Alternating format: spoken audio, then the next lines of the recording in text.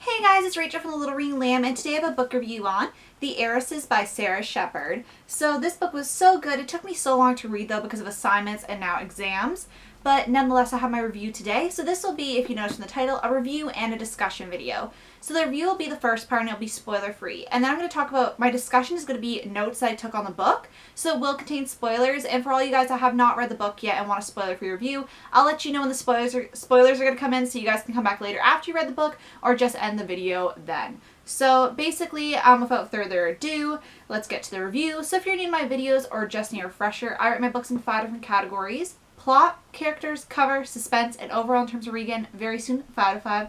Not so soon, 1 out of 5. So The Heiresses is basically a mystery novel by Sara Shepard, and it's actually a single novel. I thought this was part of a series for some reason, but it's actually solved within the one book, so it's very convenient for you guys who don't like lengthy series or just want to read a Sara Shepard book that's not part of a giant series.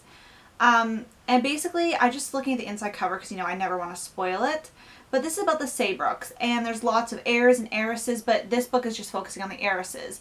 So we have 4 heiresses that we mostly predominantly follow. So we have Poppy, Aster, Corinne, and Rowan.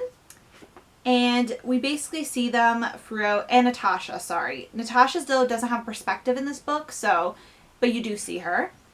And basically this family is like the notorious family. Like they're like, I guess to make comparisons, they're like Kardashian style. Like they're everywhere. Everybody knows about them. Even if they love them, even if they hate them. Like they're kind of that like prominent in society, I would say. Like if we're going to be making comparisons. And they have a jewelry store and most of them work there.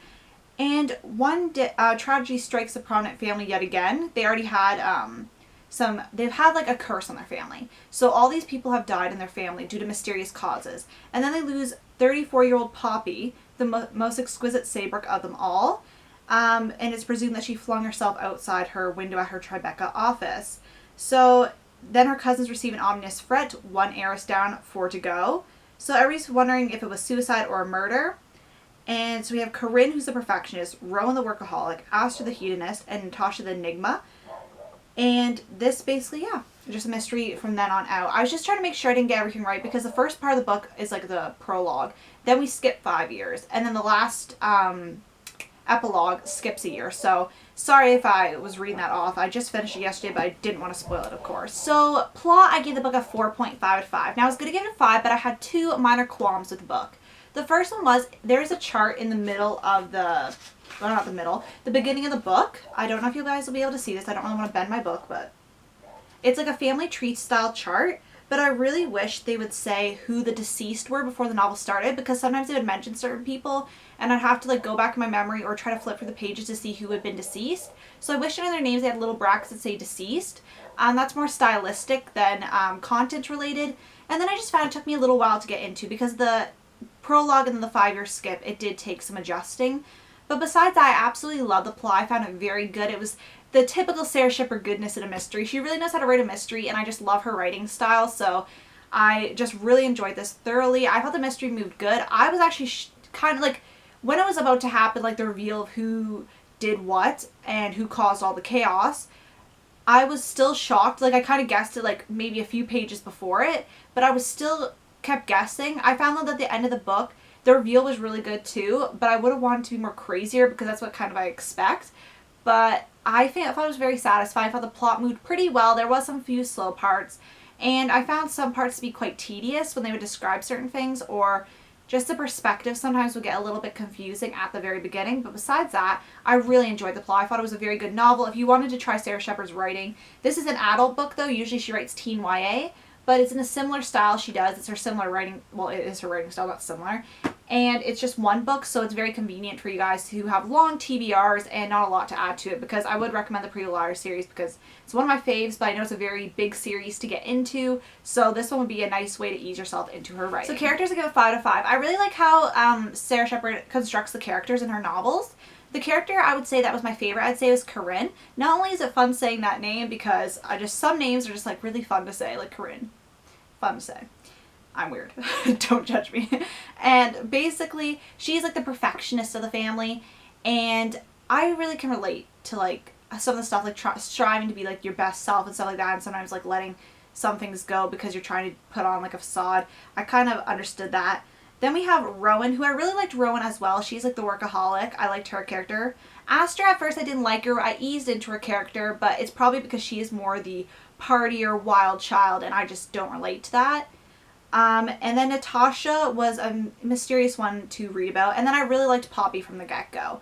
So the characters, those are the main characters, but the other characters I really enjoyed. They all have their mysteries. They're all very mysterious. There was a lot of red herrings thrown around because with having multiple perspectives, all the girls are going to guess somebody else did the killing in relation to them and in relation to Poppy and that. Because this book is mainly about solving what happened to Poppy. Did she jump?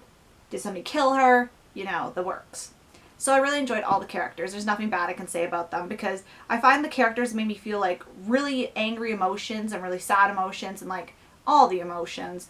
So cover I give a 4.5 out of 5. The one thing I'm going to add to cover, because usually I add the make of the book, I don't really like for this one the deckled pages. Usually I'm a big fan and I love it aesthetically, but when it has a map like at the beginning of the book of the family tree, when you're flipping back, it's harder to flip with these pages, I find, because like they are different lengths. So that's the only thing that I would say with this book. Maybe if they did like something where that page was a little bit longer than the rest, so it'd be easier to flip to. But I find it gets lost in it. Like sometimes took me like 2 hands, and you know, it just, I know it's a very picky thing to pick on, but you know, that's my experience. I really love the blue. It reminds me of like Tiffany's blue. It's so pretty on the spine. I really love it. I just really like the scenery because usually her covers have people on them. So I really enjoyed that. I don't think one of her adult books doesn't have people on it either, I think. The other one does. The backs are heads, I think, or something like that. Haven't gone to those ones yet. But I really like how it's like New York City because that's where the book's set. The writing on top. I just think it's like a really pretty book. Like it's not like outstanding. It's like, oh my gosh, it's the most prettiest cover ever. But it's such a pretty cover still. I really enjoy it. Suspense, I give a 5 out of 5. I really enjoyed the suspense factor of this book. I found it very suspenseful. I wanted to know what was going to happen at all times. And I think part of that draw to know what was going to happen was also because it was just like, it feels like when I read a book over a long period of time, it feels like I shouldn't rate the suspense as high, but it was really high because like when I was working on my work, I was waiting till like the end of the night to read this so I didn't get addicted to it so I could focus on my work during the day and make sure I got all my studying and schoolwork done. And I was just like, every time I could read this, I was diving into it. And it was really hard for me to always put it down, but usually I had to because either I was tired or I just couldn't concentrate any longer because I was writing notes, so I had to be more attentive.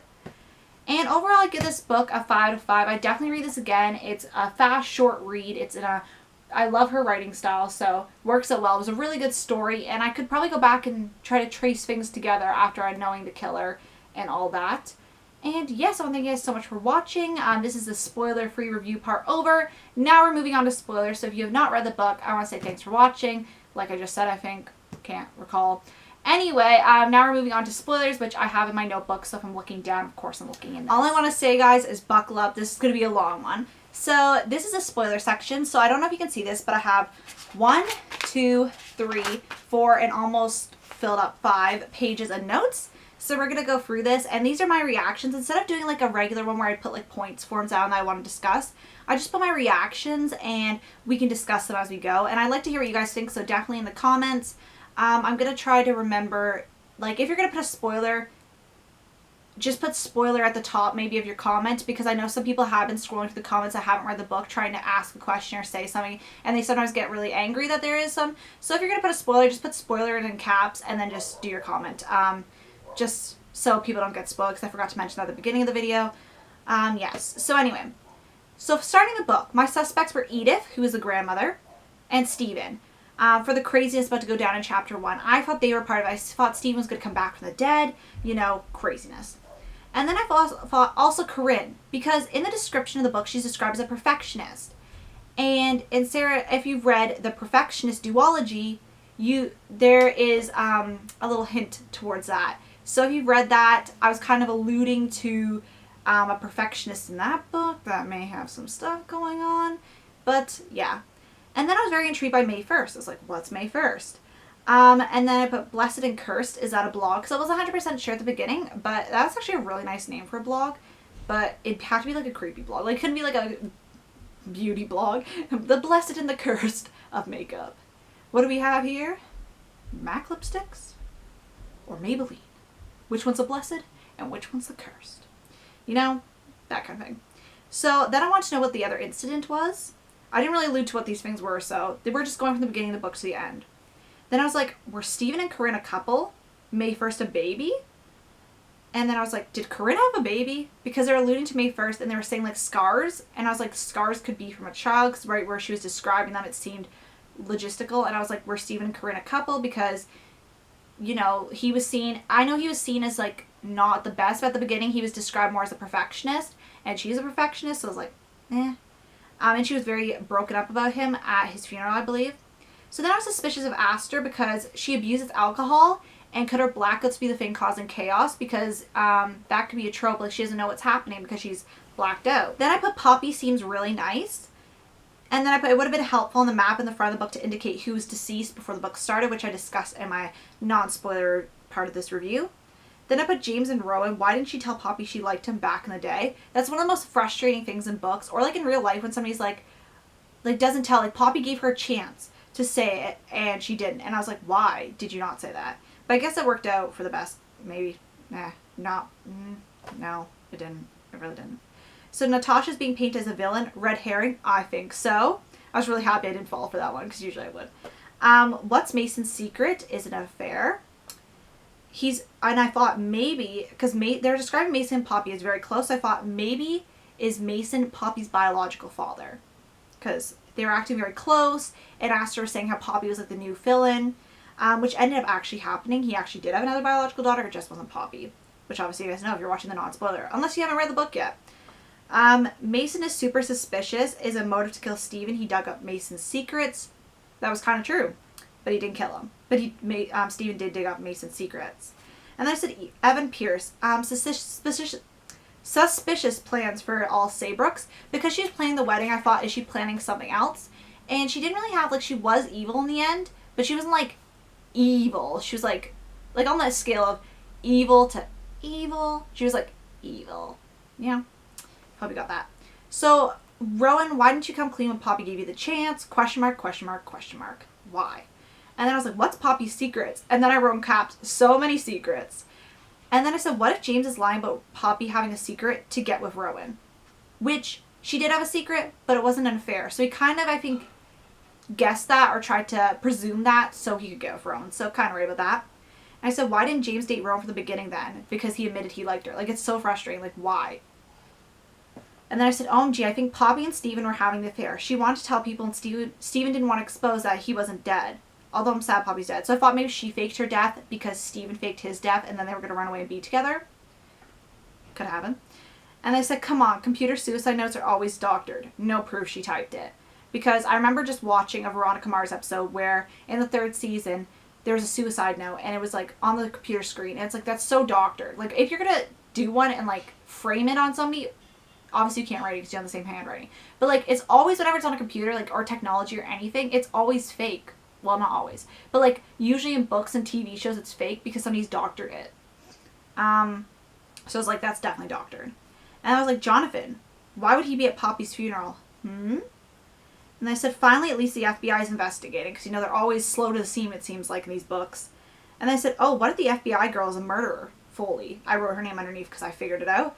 So I was very suspicious of her. And I thought James was pretty suspicious. And usually I wouldn't think a red herring like that would be suspicious. But because he had the close relation with Poppy, obviously being her husband, I thought he was very suspicious. Then I said Danielle and Mason equals me being suspicious of Danielle's motives and she has access to the office. Mason broke it off with Danielle, so Danielle hurts anyone he has been close with. His wife, Aster, Poppy, etc. Because his wife did have an accident. That didn't end up being true, but they framed it kind of, Aster kind of framed it as an affair when we found out that Mason actually Danielle's biological father, so obviously none of that happened, but, well, if we change the name Danielle with Julia, that's actually true. So, yeah, if only I would have wrote that first. And then I wrote, OMG, Corinne's journal's missing, means she's next. Corinne, report that your journal is missing. Don't be an idiot. So, like, if your journal's missing and you know somebody's after you, definitely report it or definitely get people around you because, like, you're going to be next. They know exactly where you're going. And then she's like, just walking down the street casual. Like, no. OMG, the planner's on the blog. So we all know is that the murders are premeditated and involve written components so far. So I guessed right, Corinne did have a baby. Oh, looky. Danielle telling Rowan about Poppy's supposed secrets. I was very suspicious of her. I didn't really like her either. I think it was maybe how she was framed by everybody because nobody really had a good feeling about her. So Rowan's computer is freaky. I was right about Mason and Danielle. I wasn't right about Mason and Danielle. It's how they framed it, so I was wrong. I don't believe Poppy killed Steven. I was right about that. Natasha's acting hostile equals red herring because everybody thinks she did it, so obviously she didn't. Secret telling is a pretty interesting scene. I thought when they were all telling secrets at Corinne's bridal shower was a very interesting, juicy scene. I wish it would have gone on longer. What if Natasha is killing everyone because she and Steven had a personal connection? She distances herself from family, doesn't take the heat, and she's trying to shift blame onto others. So it's thinking because she disinherited herself that she was getting closer to Steven. She disinherited herself so people wouldn't think that anybody would kill her or she would have motive to do anything because she wouldn't have all the connections, maybe. So why did you end the conversation, Corinne? It was just getting interesting. Page 137. So Natasha runs a blog, I'm guessing. So I thought maybe she was running the blog because she could disinherit herself if she was making bank off the blog, maybe. So I said, no, I need to know what Natasha's going to say before she died. She didn't die, but that's what I thought initially. And then I said, I like Corinne and Will. OMG, James and Evan or Yvonne? Yvonne? It's probably Yvonne. I knew they were suspicious. And I don't think Mason could be the killer. I don't think he has it in him. And I think James is too obvious to be the killer. How'd Will find out through Poppy? I thought that was like the word Will, not the name. So how'd Will find out through Poppy? No, Corinne, find Will. Don't get married to Dixon or you'll be unhappy. I hate that. I was like, no, I know, like, obviously I'm not in the situation. Obviously it'd be harder, but I was like, no, Corinne, no. I like how Aster's turned her life around. I really liked her change. I like Mitch and Aster, but I'm still suspicious of Mitch, though. Reason being, he's good with computers. Those people are always really suspicious in mysteries, I feel like, because especially when there's, like, secrets, I'm always suspicious. So did Steven try to extort Mason about having an affair with Danielle? No. Mitch is suspicious and Foley is suspicious. It's good for Rowan ditching James the player. I was really happy that she did that. I found that was a very good, empowering moment for Rowan. Always suspicious of Foley. Knew it. The killer knew it. I was like, the killers are Danielle and her mom. Oh, that's what I wrote after. And I was like, how would they know the girls were in the driveway? It's a big property. Like, the property is ginormous. Like, they're wealthy. I don't know the dimensions of the property, but if they're wealthy, guaranteed it's, like, ginormous. Like, how would she be like, oh, the girls are in the car? Like, no. And why would you be hanging on the driveway in the dark? That looks really creepy. I don't know why they believe them anyway. I'd take my chance getting hit by a car than people coming up and being like, oh, like, I would be like, why are you in the driveway first off before I get in your car? But, you know, that's just me. I would get suspicious of that for sure. OMG, Danielle is Corinne's and Aster's sister. So my writing got really bad. I was like freaking out. I was like, oh my gosh.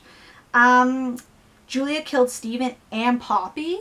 What's the secret about, like, the origins of the company and all those big secrets? And then I put Julia is a psycho. And I was like, and she killed Poppy's parents and her Penelope. Like, jeepers. Like, poor Poppy's kids. That's what I gotta say. This was not on my notes, but poor them because, like, they lost their grandparents and their mom because of this girl trying to get revenge for something that had nothing to do with them. And I said, good move, Danielle, protecting your family when she stood in front of them. Sisters, cousins. I really misjudged her. I really loved that move. And then I said, is Julia dead? Question mark. Where's Julia? That's scary. And I said, yay, Natasha's awake. And I said, OMG, their jewels are stolen from people sent to concentration camps. That is horrible that they took the diamonds. No wonder Natasha disinherited. I was really upset with that fact because I was like, I feel like their whole lives have been lies now. Like, their grandfather did something really horrible for the benefit of his family, but, like, yeah, just really horrible. But I thought it was good for Poppy trying to get justice for the families and returning the jewels. I really liked it. I really thought it was commendable, and I really liked that kind of happy spin on the events, even though obviously there's no really happy way to spin that. I just liked how they tried to do something. They weren't just like, oh, that sucks. Like, there was somebody actually doing something, and that might have led to her death. And then I said Aster and Mitch equals heart. I really like them together. Then I put, I'm happy Corinne did the right thing calling her for marriage. Yay, Will and Corinne. Then I said I like how they're all getting along, like all the girls are getting along, including Danielle, like the little fashion show at the end. It was very cute, especially with little Skylar and Brittany? Don't know. And then I said, what did the post mean? What was I going to say? Oh yeah, what did the post mean at the end when Rowan, I believe, answers her phone? I said, oh, the humanity. And then I said, yay, Will and Corinne are engaged. And then I said, well, I'm confused. Did Edith die? Because that was very confusing. I feel like that was just taken out of the perfectionist, the good girls. The end of that. where that was confusing. And I'm like, did she actually die? So if you guys have any theories about what happened, I feel like Edith was having like a stroke or something, and she was like outside her body, or she died and she was pronounced dead or something, and she was like having one of those outside the body experiences when she's like, oh no, it's Patrick, but it was actually her. That's what I was thinking. But that is all my notes in the books. Definitely let me know what you guys thought about the book. Try to remember to write spoiler at the top in capitals so people do not see it that have not read the books. If you could, that'd be great. And I want to thank you guys so much for watching. Let's discuss, and I'll see you guys later. Bye.